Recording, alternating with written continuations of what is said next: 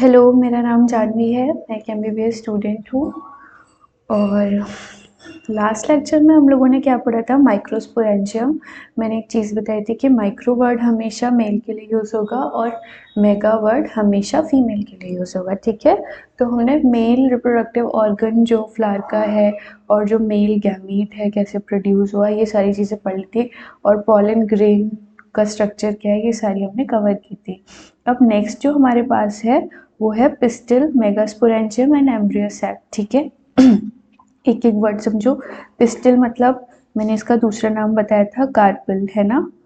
ठीक है, megasporangium, mega word से क्या समझ आ रहा है कि फीमेल की बात हो रही है, फ्लावर में जो फीमेल स्ट्रक्चर होता है।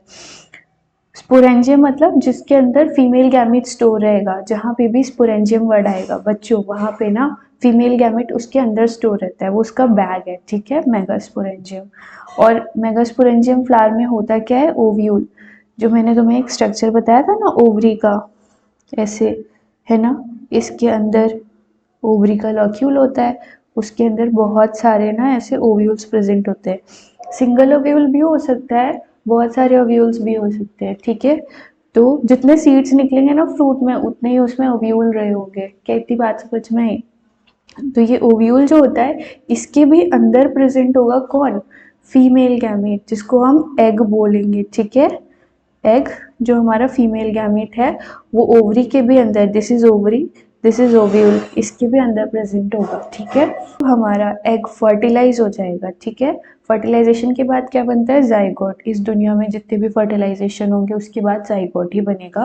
और जाइगोट हमेशा 2n स्ट्रक्चर होगा, डिप्लॉइड स्ट्रक्चर। कभी किसी का भी जाइगोट हैप्लॉइड नहीं हो सकता। ठीक है, क्यों, क्योंकि उसमें मेल और फीमेल दोनों गैमेट्स मिले ना, और दोनों हैप्लॉइड कंटेंट लेके आ रहे हैं। एन और एन दोनों मिक्स होंगे तो क्या बनेगा, 2n, मतलब डिप्लॉइड। ठीक है, तो जो जाइगोट बनेगा ना, जाइगोट आगे चल के क्या बनता है, नॉर्मल हम ह्यूमंस में क्या होता है, जाइगोट, उसके बाद एम्ब्रियो, उसके बाद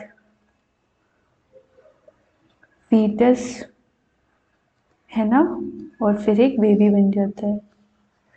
तो जो जाइगोट है वो एम्ब्रियो में कन्वर्ट होगा, और प्लांट्स में भी ये सेम चीज होती है। चलो अभी से ध्यान से जल्दी जल्दी समझते हैं। कार्पल, मैंने क्या बोला था, पिस्टिल को ही कार्पल बोलते हैं। ठीक है, अब हमारे पास बहुत सारे टाइप्स की कार्पल होंगी अलग अलग फ्लावर में। ये डिटेल में दे रखा था क्लास 11 में, एक चैप्टर है मॉर्फोलॉजी, जो कोई नहीं पढ़ता क्योंकि वो बिल्कुल बोरिंग होता है और कुछ समझ नहीं आता, बहुत सारे एग्जाम्पल्स होते हैं। ठीक है, पर कुछ चीज़ें याद रखनी पड़ेंगी। तो चलो, कार्पल अगर एक प्रेजेंट है या बहुत सारी प्रेजेंट है, अगर एक हुई तो वर्ड यूज होगा मोनो। मोनो मीन्स वन, है ना। Mono means one, bi means two, di means two, tri means three, quad या क्वाटरनरी मीन्स फोर, पता है। तो मोनो कार्पलरी मतलब सिर्फ एक कार्पल प्रेजेंट होगी किसी फ्लावर में, एक ही स्ट्रक्चर, एक ही फीमेल स्ट्रक्चर। मल्टी कार्पलरी मीन्स जिसमें बहुत सारे कार्पल्स प्रेजेंट होंगे। क्या इतनी बात समझ में आई, मोनो कार्पलरी, मल्टी कार्पलरी। उसके बाद आता है सिंकार्पस और एपोकार्पस। ये कौन सी कंडीशन हो सकती है, सिंकार्पस और एपोकार्पस, इसे पहले मैं समझा देती हूँ। सिन मतलब है कि सारी चीजें फ्यूज्ड होंगी, सिन वर्ड का मतलब ही क्या है, फ्यूज्ड। ठीक है, तो जब सारी की सारी कार्पल्स एक साथ फ्यूज होंगी, ऊपर से भले अलग दिख रही हो, नीचे आगे सारी फ्यूज हो रही है, ठीक है, तो हमारी सिंक कार्पस होगी। और जब सारी की सारी कार्पल्स अलग अलग होंगी, एकदम फ्री होंगी, सबका ओवरी अलग अलग है, उसको हम बोलेंगे एपोकार्पस। ये कंडीशन कहाँ पे अराइज हो सकती है, सिर्फ और सिर्फ मल्टी कार्पलरी में। मल्टी कार्पलरी, क्या, अगर सिंगल हुआ तो फिर उसमें सिन और एपो का कोई काम ही नहीं है। ठीक है, उसके बाद देखो ये स्ट्रक्चर मैंने समझाया था, स्टिग्मा स्टाइल ओवरी। ये क्या है बच्चों, ये है ओवरी, ये स्टाइल, और ये स्टिग्मा। ठीक है, स्टिग्मा ब्रेक करो, स्टाइल मारो और ओवरी तक पहुंच जाओ। ठीक है,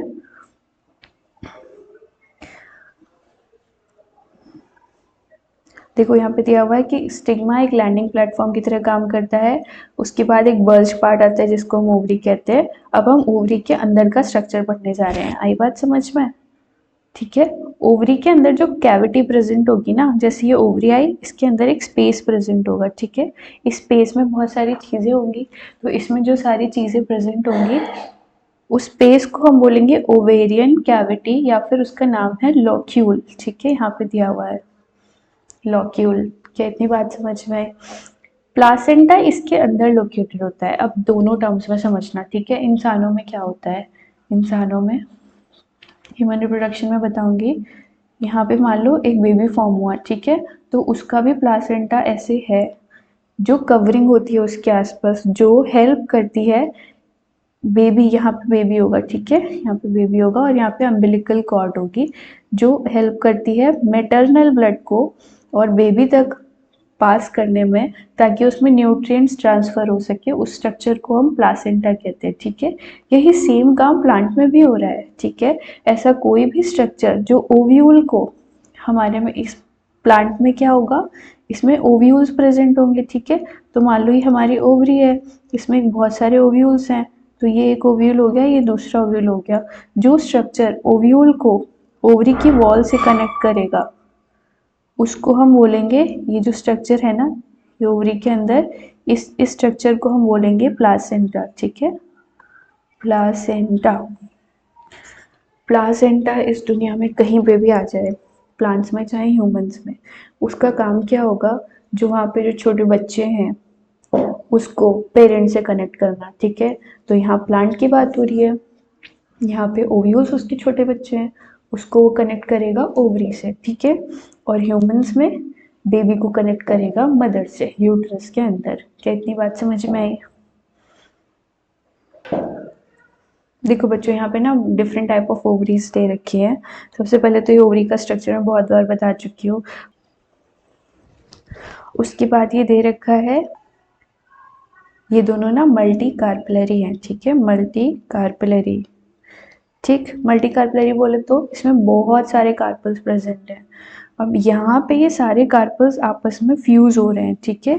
ये इसलिए इसका नाम रखा है सिंग कार्पस ओवरी। सिंग मतलब फ्यूज्ड, ठीक। और यहाँ पे जितने भी कार्पल्स हैं वो सारे फ्री हैं, फ्रीली, मतलब यहाँ पे ये अलग है, ये अलग है, ये सारे कार्पल्स अलग है, इन सबकी ओवरीज भी अलग है। क्या इतनी बात समझ में आई? ठीक है, तो ये हमारा फ्री होगा यानी एपोकार्पस। बेटा इसके नाम भी याद रखना, इसका नाम भी याद रखना। इसका ये किसका एग्जाम्पल है, माइशीलिया, और ये है एग्जाम्पल पैपेवर का, पैपेवर सोमनिफेरम। इसके बारे में हम आगे पढ़ेंगे, ठीक है। पैपेवर सोमनिफेरम अगर किसी को याद हो तो मज़ेदार चीज़ है, ठीक है।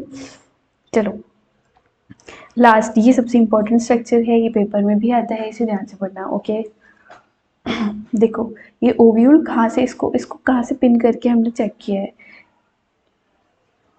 इमेजिन करो ये एक मटर है, ठीक है, मटर का दाना।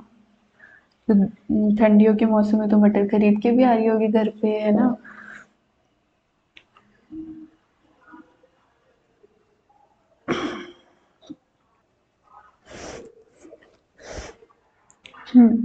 तो ये मटर है, ठीक। अब मटर को हमने देखा है वो अंदर से कैसे दिखती है, ऐसे बहुत सारे मटर के दाने उसकी वॉल से लगे हुए होते हैं।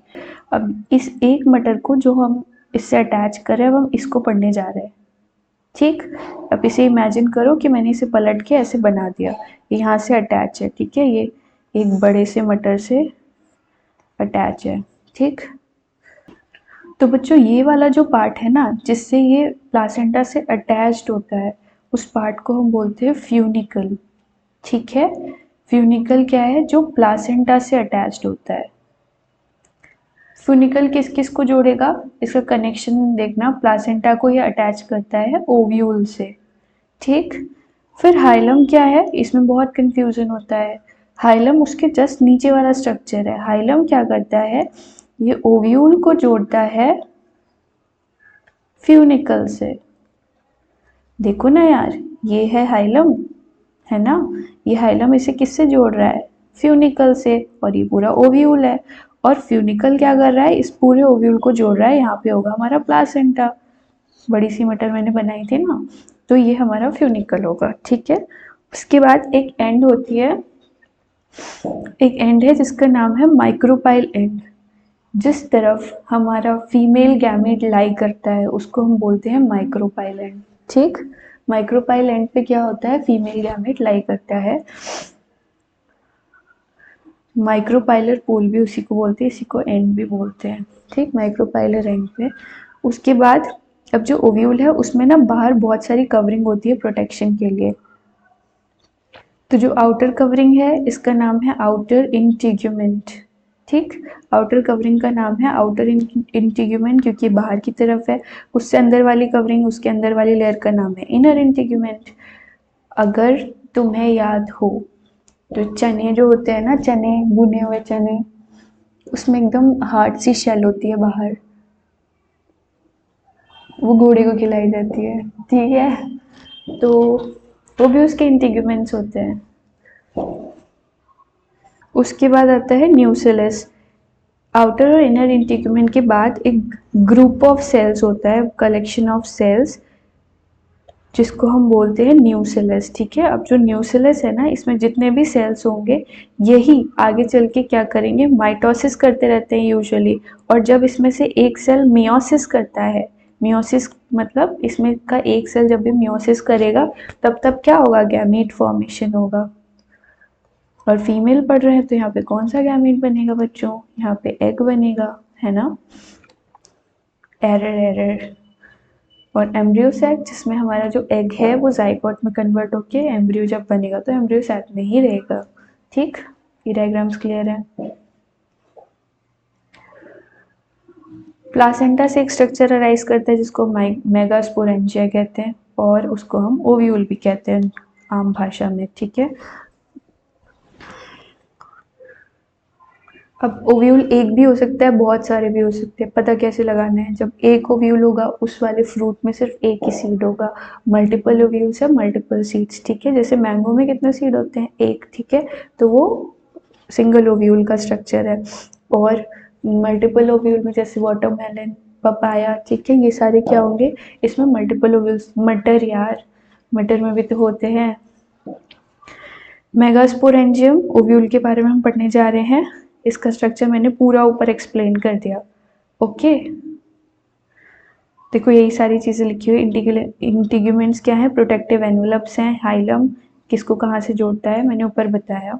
उसके बाद आता है माइक्रोपाइल इज ऑर्गेनाइज्ड। एक ओपनिंग होगी न्यूक्लियस एक्सेप्ट द टिप। देखो न्यूक्लियस के जो सेल होंगे ना, यहाँ पे न्यूक्लियस के सेल यहाँ पे चारों तरफ है, पर याद रखना कि कवरिंग सारे जगह है, बस एक टिप पे नहीं है। इस टिप का नाम है माइक्रोपाइल। ठीक है, क्योंकि यहाँ से ना पॉलन एंटर करता है।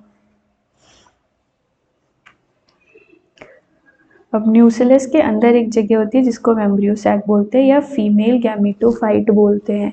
जहाँ पे फीमेल गैमेट रहेगा उसे हम बोलेंगे फीमेल गैमेटोफाइट, जहाँ मेल गैमेट रहेगा उसे हम बोलेंगे मेल गैमेटोफाइट।